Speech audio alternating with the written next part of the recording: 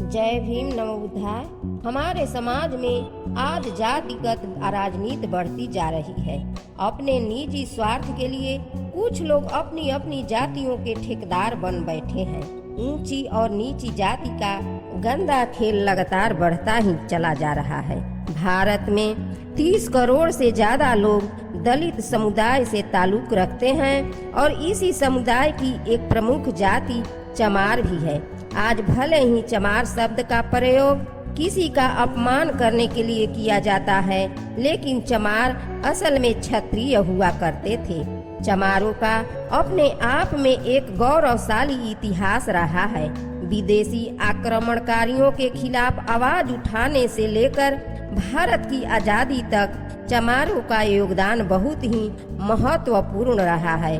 प्राचीन काल में चमार जाति की कोई कहानी नहीं है और तो फिर चमार जाति का अस्तित्व कैसे हुआ? चमार जाति का अस्तित्व कैसे आई? मैं आप लोगों को आज इस वीडियो के माध्यम से बताऊंगी, क्योंकि सूर्यवंशी क्षत्रियों से ताल्लुक रखने वाले कुछ लोगों को आज चमार कहकर संबोधित किया जाता है। तो आज हम आपको चमार जाति की गौरवशाली और समृद्ध इतिहास से अच्छी तरह रूबरू कराऊंगी। इस वीडियो को देखने के बाद यकीनन आपकी सोच चमारों के प्रति बदल जाएगी। हिंदू धर्म के अनुसार इस दुनिया की रचना भगवान ब्रह्मा जी ने की है और सभी जीव जंतु, जानवर व मनुष्य को भी ब्रह्मा जी ने ही बनाया है। ईश्वर ने धरती पर रहने वाले सभी मनुष्यों को, सभी इंसानों को एक समाज ही बनाया था, लेकिन समय के साथ साथ इंसान भेदभाव और जातिवाद के चक्रव्यूह में फंसता चला गया। इस इंसान ने एक दूसरे इंसान की जान लेने से भी नहीं हिचकिचाते हैं। धर्म और जाति के नाम पर प्राचीन भारत में कभी कोई भेदभाव नहीं होता था। पहले लोगों को उनकी जाति के आधार पर नहीं बल्कि उनके कर्मों के आधार पर पहचाना जाता था। आज के समय में जैसे teacher, doctor, engineer, technician, writer, singer आदि अलग अलग पेशे होते हैं, ठीक वैसे ही पहले लोगों को उनके कर्म के आधार पर पहचाना जाता था। ब्राह्मण, क्षत्रिय, वैश्य और शूद्र के बारे में आपने पढ़ा ही होगा। ये सभी नाम लोगों को उनके कार्यों के आधार पर ही दिए गए थे। रामायण और महाभारत काल में भी इंसानों को अलग अलग आधार पर विभाजित किया गया था।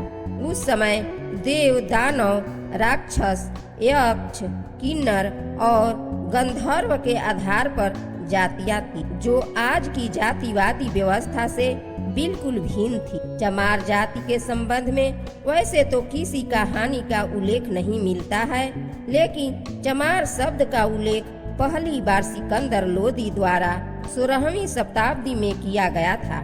जब भारत में तुर्क और अफगान आक्रमण शुरू हो गए थे, उस समय पश्चिम बंगाल में चर्मकार वंश का राज हुआ करता था। यह इक्ष्वाकु और सूर्यवंशी क्षत्रिय समुदाय से संबंध रखते थे। गौतम बुद्ध, चंद्रगुप्त मौर्य और सम्राट अशोक भी इसी वंश के थे। राजा जबरसेन के शासन काल में चर्मकार वंश काफी ऊंचाइयों तक पहुंच चुका था। संत रविदास जी भी चर्मकार वंश से ताल्लुक रखते थे। चित्तौड़ के राजा राणा सांगा और उनकी पत्नी झाली रानी संत रविदास जी को बहुत मानते थे। राजा और रानी ने संत रविदास जी से चित्तौड़ आने का आग्रह किया और कहा कि वे राजगुरु बनकर महल में रह सकते हैं। संत रविदास जी ने राजा का निवेदन स्वीकार कर लिया और चित्तौड़ आकर महल में रहने लगे। इसी दौरान संत रविदास जी के उपदेशों और उनकी रचनाओं से लोग काफी प्रभावित होने लगे। बड़ी संख्या में लोगों ने संत रविदास जी को अपना गुरु मान लिया था। इसी समय दिल्ली के सिंहासन पर बैठा सुल्तान सिकंदर लोधी अपने साम्राज्य के विस्तार के लिए आसपास के राज्यों पर हमले कर रहा था। जब सिकंदर लोधी को यह सूचना मिली कि संत रविदास जी चित्तौड़ में राजा राणा सांगा के महल में राजगुरु बनकर रहने लगे हैं और जनता उनसे काफी प्रभावित हो रही है, तो उसे यह डर सताने लगा कि कहीं लोग इस्लाम धर्म की जगह संत रविदास जी के उपदेशों और व्याख्याओं से प्रभावित न हो जाएं। इसीलिए सिकंदर लोदी ने अपने एक खास व्यक्ति मुल्ला फकीर को चित्तौड़ संत रविदास जी से मिलने भेजा। जब मुल्ला फकीर संत रविदास जी के महल में गए तो उन्होंने पूछा, क्या आप ही रविदास जी हैं? संत रविदास जी ने बड़े धैर्य से उत्तर दिया। मुल्ला फकीर ने कहा, यदि आप इस्लाम धर्म स्वीकार कर लें तो दिल्ली के सुल्तान आपको दिल्ली राज्य के मंत्रिमंडल में शामिल करके आपका मान सम्मान बढ़ाएंगे। गुरुजी ने कहा, ठीक है मुल्ला जी, मैं इस्लाम धर्म स्वीकार करूंगा, लेकिन एक शर्त पर। आप मुझे हराने का प्रयास करें, लेकिन अगर आप हार गए तो आपको हिंदू धर्म स्वीकार करना पड़ेगा। सजना फकीर को खुद पर पूरा भरोसा था कि वह शर्त को जीत जाएगा। शर्त के अनुसार दोनों के बीच तार्किक विचार विमर्श शुरू हो गया।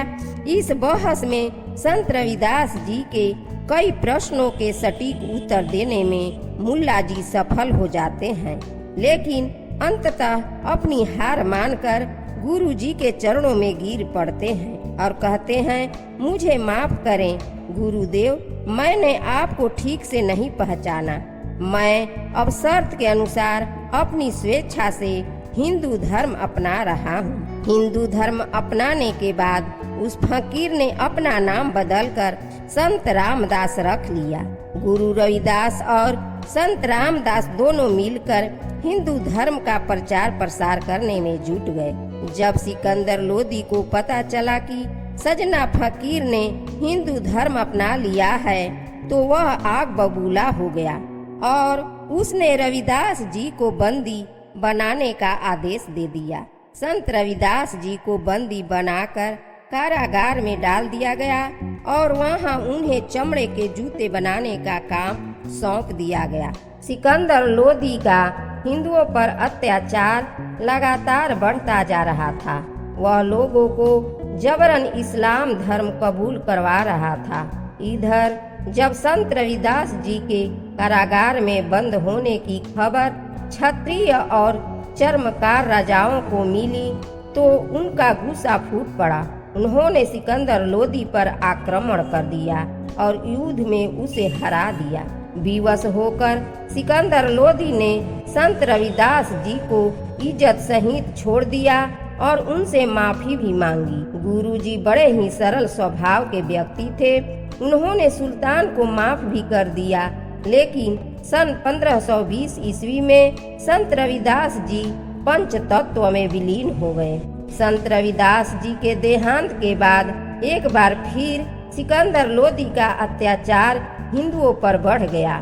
चर्मकार वंश के लोगों ने इस्लाम धर्म कबूल करने से साफ इनकार कर दिया। इस पर क्रोधित होकर सिकंदर लोदी ने इस वंश के हजारों लोगों को बंदी बना लिया और उन्हें चमड़े के जूते बनाने का काम सौंप दिया। विदेशी आक्रमणकारियों से पहले चमड़े के जूते या चमड़े से बना कोई अन्य सामान समाज में प्रयोग नहीं किया जाता था। उस समय के लोग चमड़े को अशुद्ध मानते थे। सिकंदर लोदी ने कारागार में चमड़े का काम करने वाले क्षत्रियों को अपमानित करने के लिए उन्हें चमार कहकर संबोधित करना शुरू किया। चर्मकार वंश के लोगों का अपमान करने और इस्लाम धर्म कबूल न करने के कारण सिकंदर लोदी ने चमार कहकर इस क्षत्रिय समुदाय का बहुत अपमान किया। क्षत्रिय लोग हमेशा से ही अपने उसूलों के पक्के माने जाते थे। वे न तो सुल्तान के जुल्म के आगे झुके और न ही अपना धर्म छोड़ा। उन्होंने अपने स्वाभिमान की रक्षा के लिए चमड़े का काम किया और तभी से चमड़े का काम करने वाले लोगों को चमार कहना शुरू कर दिया गया। इस जाति के लोगों की शिक्षा पर भी रोक लगा दी गई, जिससे उनकी आने वाली पीढ़ी को उनके गौरवशाली इतिहास के बारे में पता न चल सके। चमड़े का काम करने के कारण ही उन्हें क्षत्रिय समुदाय से अलग कर दिया गया और अछूत माना जाने लगा। सिकंदर लोदी ने उन्हें नीची और निकृष्ट जाति का दर्जा दे दिया। कर्नल टॉड द्वारा लिखित राजस्थान का इतिहास नामक पुस्तक में चर्मकार वंश और राजा जबर सेन के बारे में विस्तार से लिखा गया है। चमार जाति के इतिहास पर सबसे अच्छा व्याख्यान डॉक्टर विजय सोनकर शास्त्री द्वारा लिखित हिंदू चर्मकार जाति नामक पुस्तक में भी मिलता है। आज भी चमार जाति के लोग लगभग पूरे भारत में पाए जाते हैं। भारत के अलावा नेपाल और पाकिस्तान में भी इस समुदाय के लोग रहते हैं। राजस्थान के कुछ हिस्सों में चमारों का रहन सहन और व्यवहार राजपूतों के जैसा प्रतीत होता है। महिलाएं घूंघट रखती हैं और पुरुष समाज में मूछें और पगड़ी रखते हैं। आज यदि किसी दलित को या इस जाति के किसी व्यक्ति को चमार कह दिया जाए तो वे गुस्सा हो जाते हैं और इसे अपना अपमान समझते हैं। ऐसा इसलिए क्योंकि जब वे चमार है ही नहीं तो फिर किसी की गलत अवधारणा को वे क्यों सहन करें। चमार जाति का गौरवशाली इतिहास हिंदुओं के लिए गौरव की बात है। आपको बता दें कि द्वितीय विश्व युद्ध के दौरान अंग्रेजों ने इस जाति के लोगों में गजब का जोश और स्वाभिमान देखकर उन्हें अपनी सेना में भर्ती करना शुरू किया था और चमार रेजिमेंट की स्थापना की। यह रेजिमेंट एक पैदल सेना रेजिमेंट थी जो लड़ाई में सबसे आगे रहती थी। यह रेजिमेंट आधिकारिक तौर पर 1 मार्च 1943 को बनाई गई। चमार रेजिमेंट ने कोहिमा की लड़ाई में अपनी महत्वपूर्ण भूमिका निभाई थी, जिसके लिए पूरे रेजिमेंट को सम्मानित किया गया। समय समय पर फिर से इस रेजिमेंट के गठन की मांग उठती रही है। इस जाति के लोगों का सरकार से कहना है कि चमार रेजिमेंट बनाकर उनका सम्मान उन्हें लौटाया जाए, लेकिन दुर्भाग्य की बात यह है कि सरकारें इस मांग को गंभीरता से नहीं लेती। देश में वर्तमान में मोदी जी की सरकार है, उनके शासनकाल में दलितों को सम्मान दिया जा रहा है। उनके कल्याण और उत्थान के लिए कई कानून भी बनाए जा चुके हैं। इसीलिए इस जाति के लोगों को पूरा विश्वास है कि आने वाले दिनों में चमार रेजिमेंट फिर से बहाल होगी। दोस्तों, आपको क्या लगता है कमेंट में जरूर बताएं।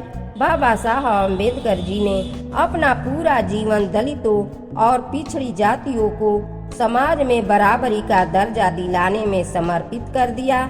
आज भी चमार और अन्य दलित समुदाय के लोग बाबा साहब को अपना आदर्श मानते हैं। जरा दिमाग लगाकर सोचिए, अगर चर्मकार वंश के क्षत्रियों ने इस्लामी आक्रमणकारियों के खिलाफ अपनी आवाज न उठाई होती और इस्लाम कबूल कर लिया होता तो आज भारत में मुसलमानों की संख्या 50 करोड़ से भी ज्यादा होती। और इस बात को भी नकारा नहीं जा सकता कि शायद हिंदुओं से भी ज्यादा मुसलमानों की आबादी हमारे देश में होती। हिंदू धर्म और समाज की रक्षा में चमार जाति के चर्मकार क्षत्रियों का योगदान भुलाया नहीं जा सकता। आज समय की मांग है कि हम सभी भेदभाव भूलकर सनातन धर्म के सभी लोगों को एकजुट करें। यदि हम ईद की सेवाइयां खाकर मुसलमान भाइयों को गले लगा सकते हैं तो दलितों के घर का पानी क्यों नहीं पी सकते। विचार अवश्य करें। इस वीडियो को अपने दोस्तों के साथ शेयर जरूर करें। अगर यह वीडियो आपको पसंद आई हो तो इसे लाइक करें, हमारा उत्साह जरूर बढ़ाएं। मिलते हैं अगले वीडियो में। जय हिंद।